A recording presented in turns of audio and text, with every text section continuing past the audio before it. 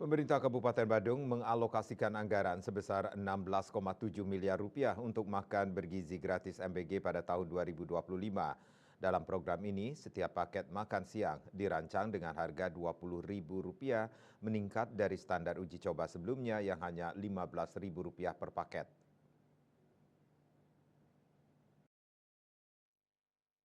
Kepala Bidang Pendidikan Sekolah Dasar Dinas Pendidikan Kepemudaan dan Olahraga Distrik Pora Badung, Rai Twistianti Raharja membenarkan rencana tersebut.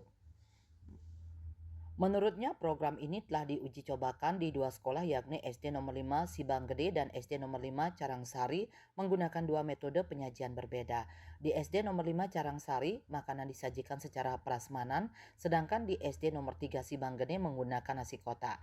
Hasilnya, kedua metode menunjukkan respon positif dari siswa.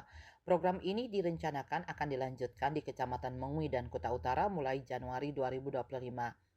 Pelaksanaan tersebut akan disertai evaluasi untuk menentukan metode terbaik. Rai menambahkan bahwa metode prasmanan cenderung lebih disukai karena menghasilkan lebih sedikit sampah dan siswa diminta membawa alat makan sendiri. Hingga saat ini sasaran program Makan Siang Sehat tahun 2025 belum dirinci oleh Distrik Pora Badung. Namun dengan alokasi anggaran yang besar, pemerintah berharap program ini dapat membantu meningkatkan gizi siswa sekaligus menanamkan pola makan sehat sejak dini. Dikatakan sasaran program MBG 2025 menyasar PAUD, SD, dan SMP. Hanya saja pola yang dilakukan secara bergilir. Parwate Bali Pos.